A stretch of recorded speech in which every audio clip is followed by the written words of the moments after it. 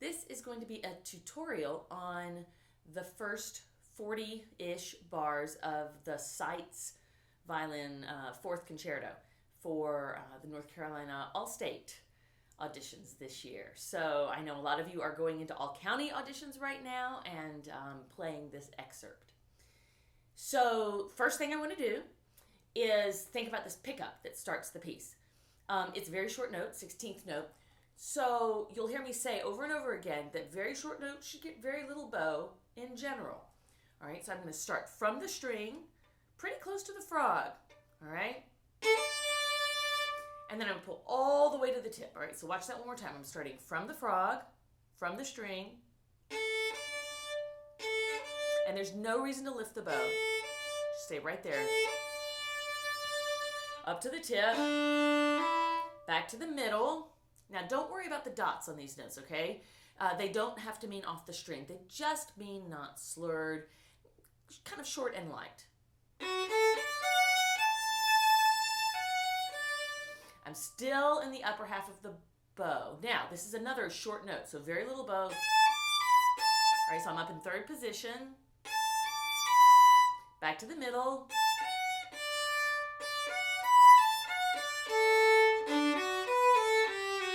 Now I have a crescendo there, right? So I'm going to use a lot of bow.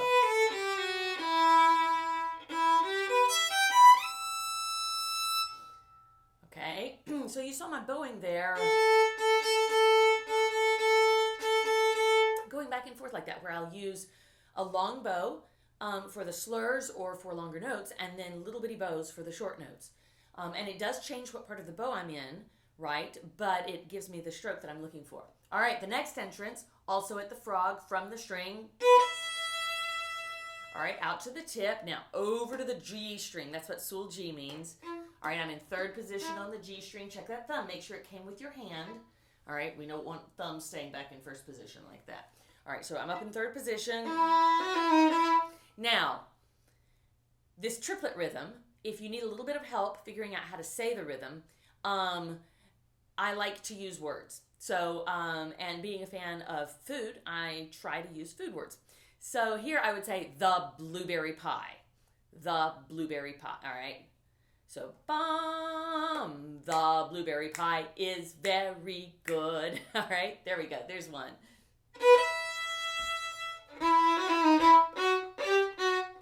All right, so we covered the rhythm. Now, look at the left hand shape. So I'm in third position, right?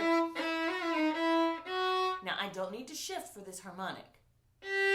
I just reach out, and it's okay that my fourth finger is in kind of an extended straight position. That doesn't matter here. I don't need to vibrate. Okay, now back out into the middle upper half. Another harmonic. So to get there, I'm going to shift on the guide finger, which is my old finger. Reach out. Now, maybe this E sharp is a hard note to find. So I've shifted up to third position. Reach out for the harmonic. My hand stayed in third position. Now I pull right back to third position. Now in the practice room, I might practice finding this note.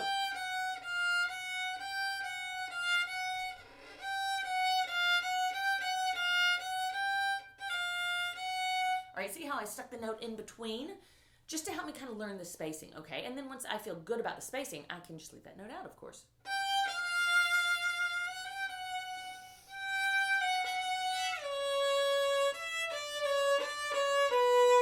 All right, now, in this lyrical section we have coming up, we have a lot of examples of these eighth notes with those little lines over them under a slur. And I think this can be a tricky articulation to figure out, a tricky bowing to figure out. I think in part we take it maybe a little too seriously, as though each note gets really big attention. Oh, I bounced and made the camera move. It doesn't. So this should be a very light and flowing feel with the bow, okay? So if I'm going to break it down to its most basic, all right, then it's like the world's most gentle martelet, okay? So martelé would normally have a ta sound to it. And here, can you see what I'm doing with my hand? Just leans in. I settle in and play from there. I can do it in either direction. All right, now when I put it in context, I don't want stops between the sound, all right? So I'm just gonna let my hand do that little bitty pulse and keep my arm moving the whole time, okay? The articulation from the bow should be barely noticeable, so don't do too much, all right? Check my key.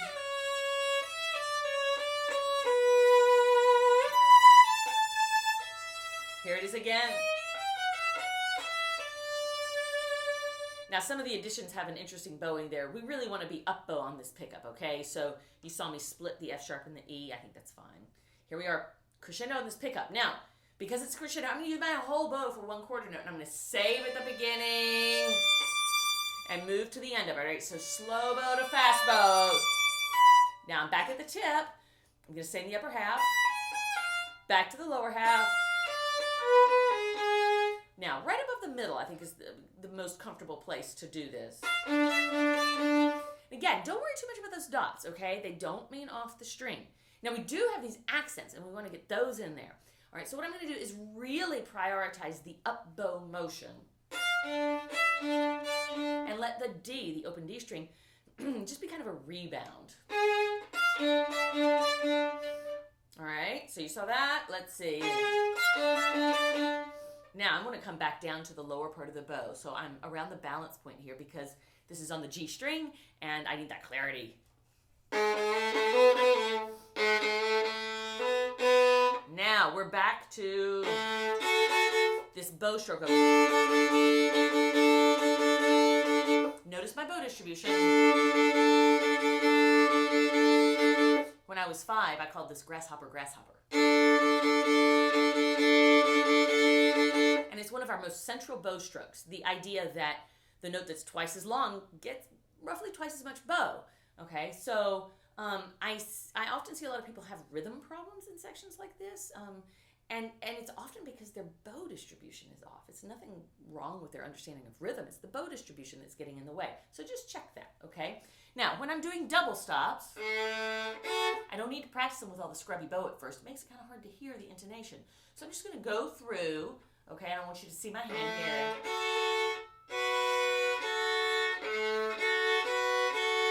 So see how that first finger kind of picks up and moves around? And I don't really have to move my arm at all. I want to minimize that if I can, all right?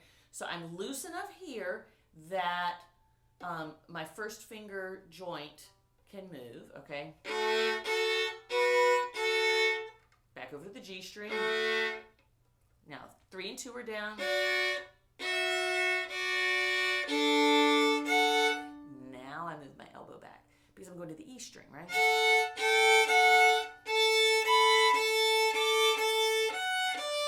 So I would work on those 2 bars that way, without any of the scrubby bow stroke, okay? Because I want to hear the pitch and I want to really think about my hand position. That's how I'm going to play in tune. Now I'll play it for you as written.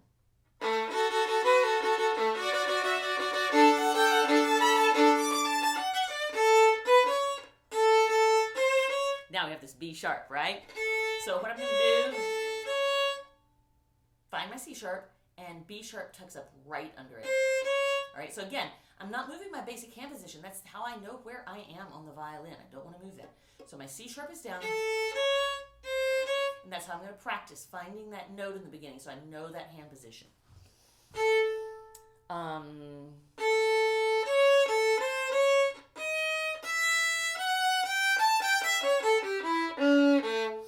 Watch what I do with my elbow as I play this run.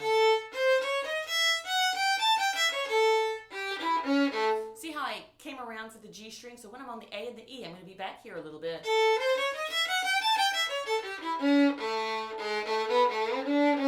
Now, get that thumb moving.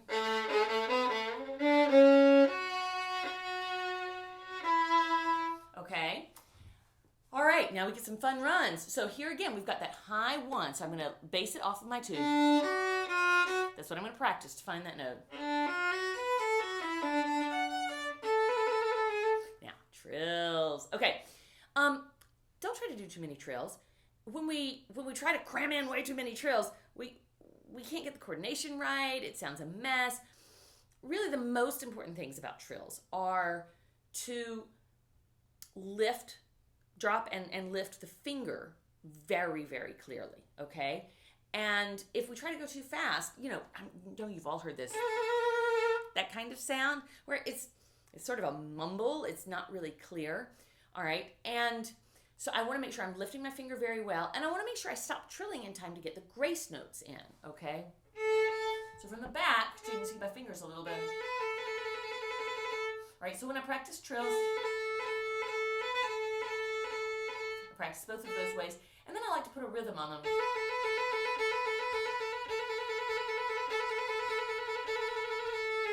All right, now, in context, listen to where I stop the trilling so that I can play the grace note, okay?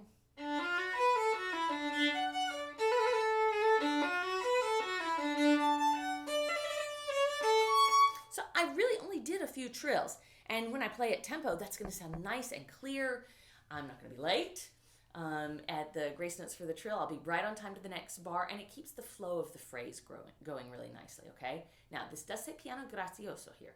So I'm tilting my bow away to use fewer bow hairs, all right? I don't want to use flat hair here. That'll give it a really kind of in-your-face sound, all right? So I'm going to tilt my bow away. See how I do that? Yeah, I'm going to tilt my bow away, all right? Not this way. And I'm going to let the bow ride on the string. So it's just this, okay? I'm not lifting my bow, but I've got 2 hairs, lane 4, all right, so pretty close to the fingerboard, and now the only job of my arm is to pull the bow back and forth across the string.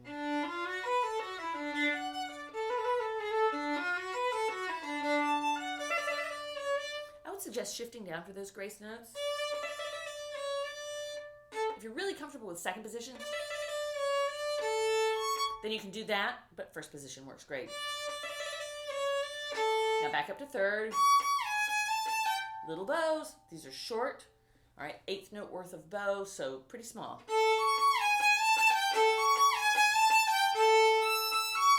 So again, for that harmonic, right, we've got a lot of these in this piece where we go up to third position and we extend for the harmonic.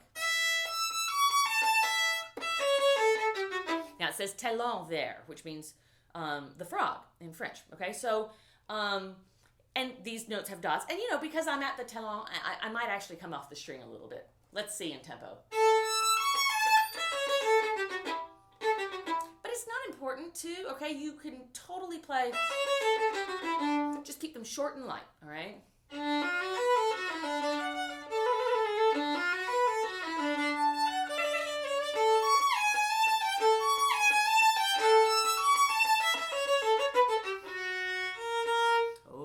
Sharp. Probably a 4th finger is better here, just for keeping that hand position. You can reach back with 1, but then that 1-2 is a pretty big reach, okay? So figure out what works best for your hand, but here's my guide finger. I think there's probably supposed to be a trill on that. It's missing in my edition. High 3 again, all right? Whenever you've got a nice major third like that, make sure you're feeling the space here at the base of your fingers, okay? We never want to try to reach those intervals this way, right? We always want to feel that spread this way.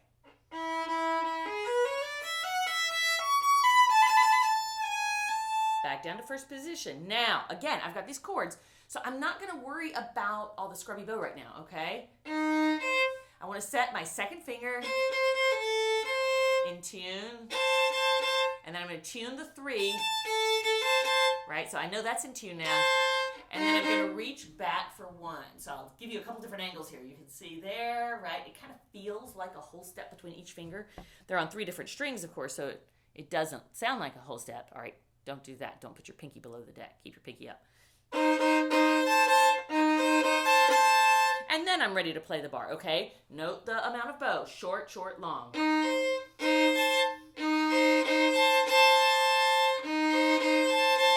Also note that really our strings are so close together. We do not need to be flopping our arm to get from string to string, okay? They're very close.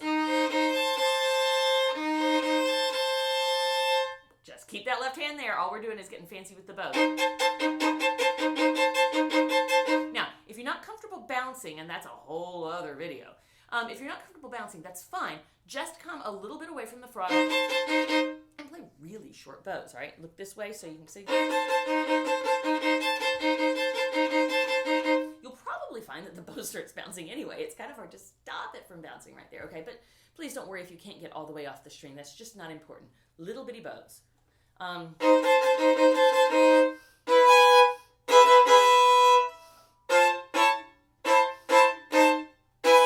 right, so here I'm going to tune those chords the same way I tuned all the other double stops, okay? Chords are also a whole other tutorial video, but my tips for chords would be practice the left hand first.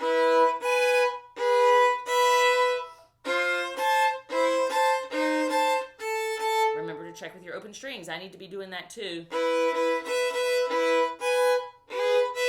Ooh, that perfect fourth up on top, the B and the E, rings beautifully when it's in tune. All right, and then for the chords,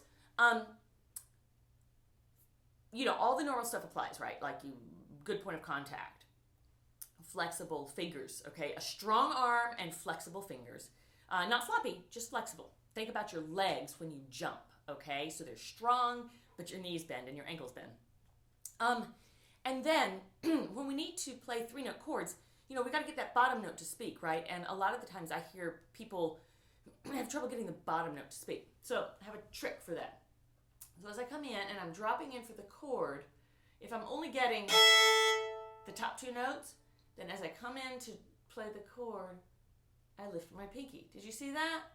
And now without any flapping over here, because that's just tiring, all right? All I have to do is lift my pinky, and all of a sudden, and honestly, as long as I'm not really actively keeping my pinky here, I mean, all the weight of the bow is sticking out there, right? It wants to fall over, okay? I'm actually preventing it from falling over right now, but I'm gonna let it fall onto the D string and then pull, and I like to think of it as letting gravity win. Gravity will bring my arm down, and I'm gonna let it, okay? And then I think that's our excerpt for the day. So I hope you all have great luck.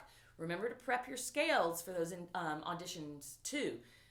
With your scales, make sure you practice starting your scale, okay? It's really hard to think about your tempo and like how many notes in a bow you're gonna do, and make sure you get the very beginning of the scale right, okay? So you can actually practice that, and then when you walk in for your audition, you'll feel so secure with your scales as well, okay? Play for your friends, get those nerves out. Remember, we all want you to do very well, and we're all so happy to see the hard work that you've put into this, okay? Good luck.